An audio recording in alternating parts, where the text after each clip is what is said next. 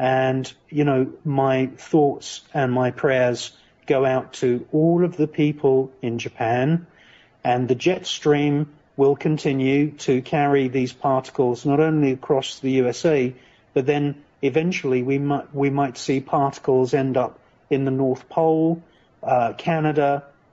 This disaster is just the beginning.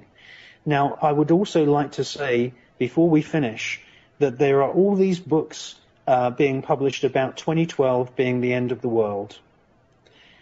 I am basically an optimist, and I don't think it's a very good idea to actually dwell on negative things, because it tends to give negative situations more kind of power.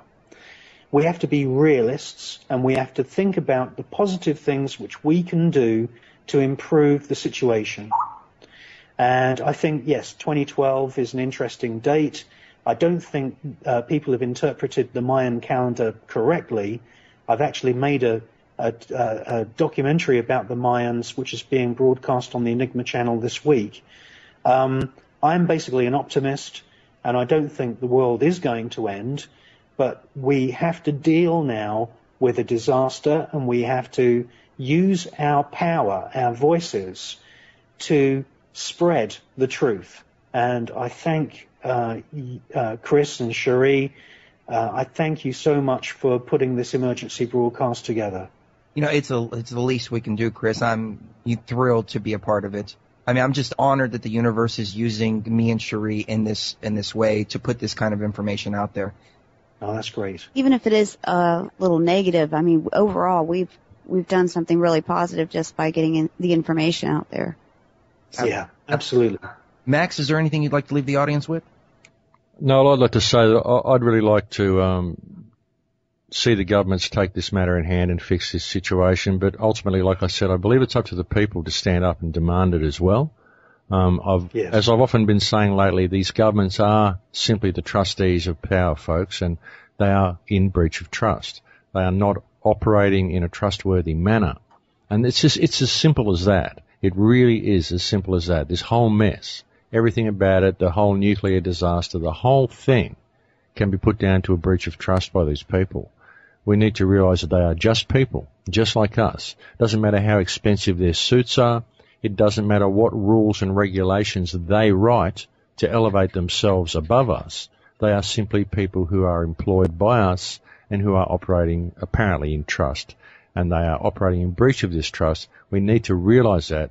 And I believe we need to institute honest government across the entire globe. If we need government at all, we need honest government, and we don't have that at the moment.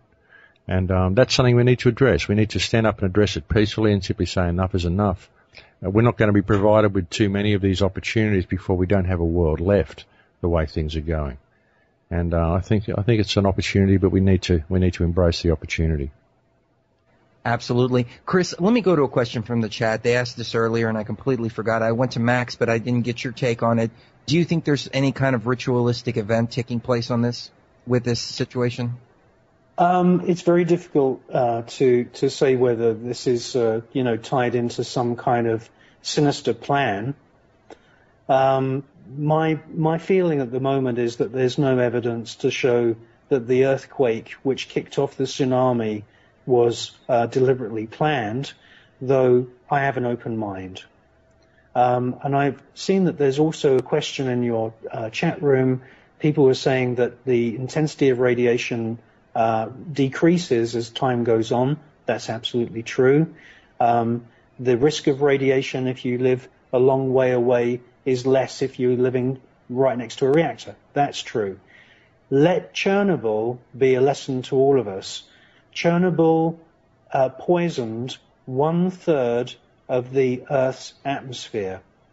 And it happened in the Ukraine, and the worst cases of thyroid cancer actually occurred in Italy and Greece and on the border between Germany and France. And so this radiation goes in the air at lower altitudes, and it goes in the jet stream at higher altitudes. At the moment, we're just basically monitoring the situation. The mainstream media are giving us very vague information. They're not even mentioning the jet stream. and we just need to hope that this fallout will go basically into the sea. I know that's bad for sea life, but at least it's not going to cause millions of cases of cancer. So that's just what I'd like to answer to the people in your chat room. Okay, very good. I didn't realize you were taking a look at the chat. Is that you, Max, in the chat, Krobi1 Kenobi? No, I don't think so, mate. Okay. I thought That's funny. All right. Well, I guess that's it. We can just run music for the remainder 7 minutes. Is there anything you'd like to add, Cherie? Oh, just that I posted I'm sorry, I'm exhausted. Me and Chris hardly slept last night. I'm going to be posting some articles before the end of the night, and they'll have links where people can see the updated maps of Geiger counters that individuals have put up just around the country, and so that you can just keep a track of it and, pay attention to it and take precautions. Exactly. Well, guys, we really appreciate it. Thank you for coming on like this last minute, Max. And Chris, fantastic information. Thank you very much for giving me the opportunity, and I think it's been a great broadcast. Oh, anytime you need to come on, just say the word, Chris. Okay. Thank you, Cherie, as well. Yeah, thank you, Chris and Cherie. Thank you for inviting me on. Well, thank you for coming on. We'll send you all the links to the archives as soon as they're posted.